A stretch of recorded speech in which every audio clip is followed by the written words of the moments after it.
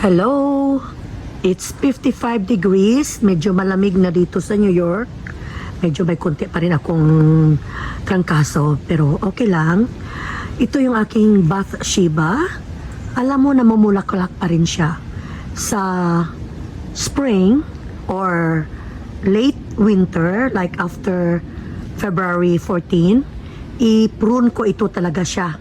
Kasi pag i-prune ko ito siya, mamulaklak talaga siya. So, 3 years old na itong aking Bathsheba. Dalawa itong binili ko eh.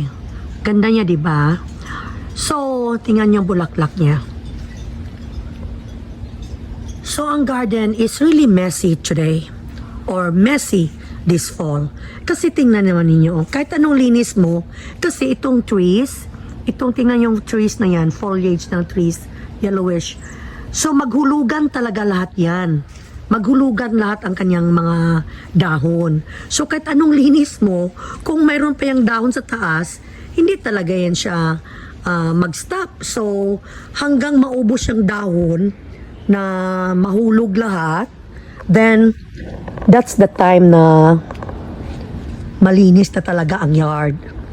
So, at saka merong tumutulong sa akin dito. Meron akong nag-maintain ng aking yard na every week pumupunta, sila ang nagakuha ng mga leaves.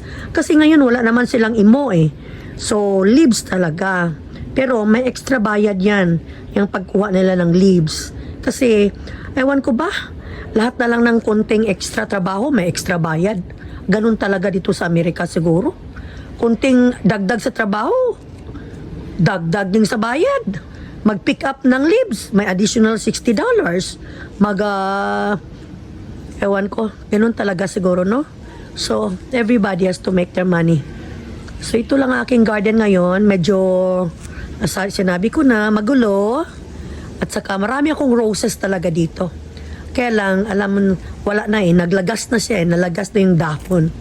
So, pag spring, excited na ako kasi alam nyo, kadami-dami kong mga David Austin at saka mga other kind of roses. You know, I really invest money in roses. Itong Lady of Shalott. Mahal din siya kasi, you know, I buy the roots, David Austin roots. Ito, mga David Austin ko yan lahat. $35 each din yan. Yung roots niya. Pero yung tree na roots is $75. Pero ngayon, nagmahal na kasi pumunta ako ng website. $80 na. $80 na. Ito mga roses na yan. Yung may mga trellis. Ganun talaga ang buhay natin. You know, enjoy na lang tayo ng ating garden. Itong roses ko na yan. Matagal na ito masyadong roses na ito.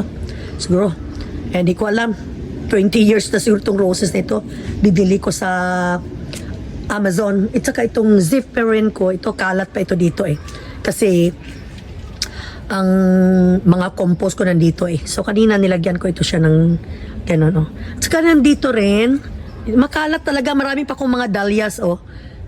Na overwinter ko pa yan. Ito yung mga kuan ko, yung mga climbing roses ko. 4 ang tinanim ko dito. At saka ito mga clematis. So, magulo talaga ang backyard. You know, ganun talaga pag fall. Marumi. Kasi it's not marumi. Okay? Maraming leaves. At saka kanina, pinutol ko itong sa baba nito. Kasi nagtanim ako dyan ng mga anong tawag dyan? Hydrangea. Doon, nakita nyo? Yun yung mga biak yan na granite doon sa kitchen ko na biak kasi last time eh. Kaya hindi, dyan na lang nilagay. So, yun lang. Ang masabi ko, masyadong malungkot na ang yard. Kasi nga dahil fall na siya. Marumi. Hindi siya marumi. Marami lang siyang mga leaves. Kalat lang talaga. Kalat lang talaga. So, tingnan nyo ito. Julie Andrews. Maganda siya, diba? Julie Andrews. Ito mura, ito pagbili ko kasi sale eh. I paid only like $35 for this. Mahal ang 3 rows eh. So ngayon, pumunta ako ng website, $80 ang isang 3 rows ng David Austin. Last year, I bought how many? And it was only $75. So anyway, nag-order naman ako. And I think it will be delivered early next year.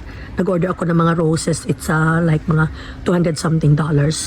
So yun lang. Thank you very much, guys. This is my backyard. Magulo. Saka nandito rin yung aking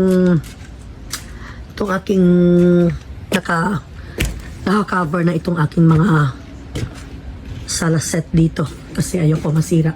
Mahal din pagkabili ko dyan. Ito siya, palitan ko rin ito. And that's my garden over there. What a messy garden. Tsaka, thank you for watching, guys. Nakita na ninyo kung gaano ka-messy ang backyard. Bye!